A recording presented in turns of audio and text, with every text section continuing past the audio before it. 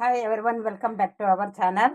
ಮನೆಯಲ್ಲೇ ಯಾವ ರೀತಿ ಏರ್ ಆಯಿಲನ್ನು ಮಾಡ್ಕೊಳ್ಬೇಕು ಅನ್ನೋದನ್ನು ನಿಮಗೆ ತೋರಿಸ್ತಾ ಇದ್ದೀನಿ. ಅದಕ್ಕೆ ಬೇಕಾದಂಥ ವಸ್ತುಗಳು ಯಾವ್ಯಾವು ಅನ್ನೋದನ್ನು ನೋಡಿ ಇದನ್ನು ಯಾವ ರೀತಿ ಮಾಡ್ತಾ ಇದ್ದೀನಿ ಅಂತಂದ್ಬಿಟ್ಟು ನೋಡಿ. ಮೊದಲನೇದಾಗಿ ಎಲ್ಲರ ಮನೆಯಲ್ಲಿ ಈರುಳ್ಳಿ ಇರುವಂಥದ್ದೇ.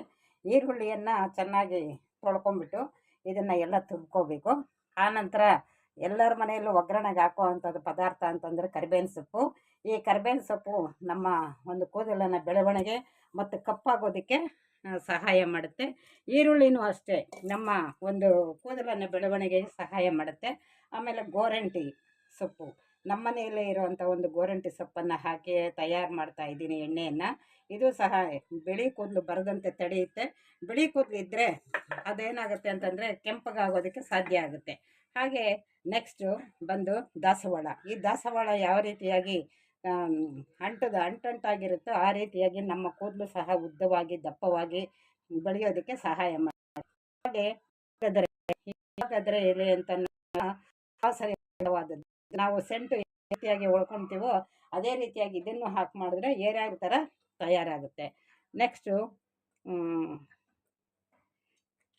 ದವಣ. ಈ ದವಣ ನೋಡಿ, ಇದನ್ನು ದೇವರ ಒಂದು ಪೂಜೆಗೆ ನಾವು ಇದನ್ನು ಉಪಯೋಗಿಸ್ತೀವಿ.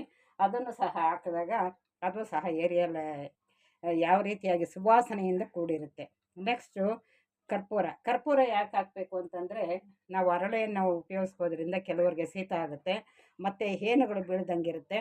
ಆದ್ದರಿಂದ ಈ ಒಂದು ಕರ್ಪೂರವನ್ನು ಉಪಯೋಗಿಸ್ಕೊಳ್ಬೇಕು. ಆನಂತರ ಮನೆಯಲ್ಲಿ ಬಿಡುವಂಥ ಅಲೋವೆರಾ, ಹೀಗೆ ಇದನ್ನು ಎಲ್ಲ ಸಣ್ಣದಾಗಿ ಹೆಚ್ಕೊಂಡ್ಬಿಟ್ಟು ನೀಟಾಗಿ ಆ ಎಣ್ಣೆಯಲ್ಲಿ ಹಾಕ್ಬಿಟ್ಟು ಅದನ್ನು ಕುದಿಸಿ ನಾವು ಅದನ್ನು ಸೋಸಿದಾಗ ನಮ್ಮ ಕೂದಲು ಮತ್ತು ದಟ್ಟವಾಗಿ ಉದ್ದವಾಗಿ ಬೆಳೆಯುತ್ತೆ ಮತ್ತು ಗ್ಯಾಂಡ್ರಸ್ ಹೋಗುತ್ತೆ. ಮತ್ತು ಮೆಂತ್ಯ ಕಾಳು ಅಷ್ಟೇ ಕೂದಲ ಬೆಳವಣಿಗೆ ಸಹಾಯ ಮಾಡ್ತದೆ. ಆಮೇಲೆ ಈ ಲವಂಗದಿಂದ ಏನಾಗುತ್ತೆ ಅಂತಂದರೆ ನಮ್ಮ ಒಂದು ಕೂದಲ ಬೆಳವಣಿಗೆ ಸಹಾಯ ಮಾಡಿ ನವೆ ಏನಾದರೂ ಇದ್ದೆ ಅಂಥದ್ದು ಬೆಳವಣಿಗೆ ಎಲ್ಲೆಲ್ಲಿ ಬೋಡಾಗಿರುತ್ತೆ ಅಂಥವನ್ನೆಲ್ಲ ತಡೆಯುತ್ತೆ. ನೋಡಿ, ಈ ರೀತಿಯಾಗಿ ಇವಾಗ ಏರ್ ಆಯಿಲನ್ನು ತಯಾರು ಮಾಡಿದ್ದೀನಿ. ಈ ಒಂದು ಎಲೆಯನ್ನು ಮುಟ್ಕೊಂಡಾಗ ಈ ಥರ ಗರಿಗರಿಯಾಗಿ ಎಲ್ಲ ಪುಡಿ ಆಗಿಬಿಡಬೇಕು. ಅಲ್ಲಿವರೆಗೂ ಈ ಥರ ಮಾಡಿ ಆಮೇಲೆ ಸೋದಿಸ್ಕೊಂಡು ಪ್ರತಿ ವಾರದಲ್ಲಿ 2 ಸಲ ನೀವು ಈ ರೀತಿಯಾಗಿ ಇಟ್ಕೊತಾ ಇದ್ದರೆ ಎಣ್ಣೆಯನ್ನು, ನಿಮ್ಮ ಕೂದಲು ದಪ್ಪವಾಗಿ ಉದ್ದವಾಗಿ ಬೆಳೆಯುತ್ತೆ. ನನ್ನ ಕೂದಲು ಅಷ್ಟೇ ಮುಂದೆ ಎಲ್ಲ ಬೋಡಾಗಿ ಹೋಗ್ಬಿಟ್ಟಿತ್ತು. ಈಗ ಇಟ್ಕೊತಾ ಇರೋದ್ರಿಂದ ಈಗ ಏನಾಗ್ತಾ ಇದೆ ಅಂದರೆ ನನ್ನ ಕೂದಲು ಬೆಳವಣಿಗೆ ಆಗ್ತಾಯಿದೆ. ನೋಡಿ, ಬೇಕಾದರೆ ಇದು ಜೊತೆಗೆ ಕಾಫಿ ಪುಡಿಯನ್ನು ಸೇರಿಸ್ಕೋಬೇಕಾಗುತ್ತೆ. ಕೂದಲು ಚೆನ್ನಾಗಿ ಬೆಳವಣಿಗೆ ಆಗುತ್ತೆ.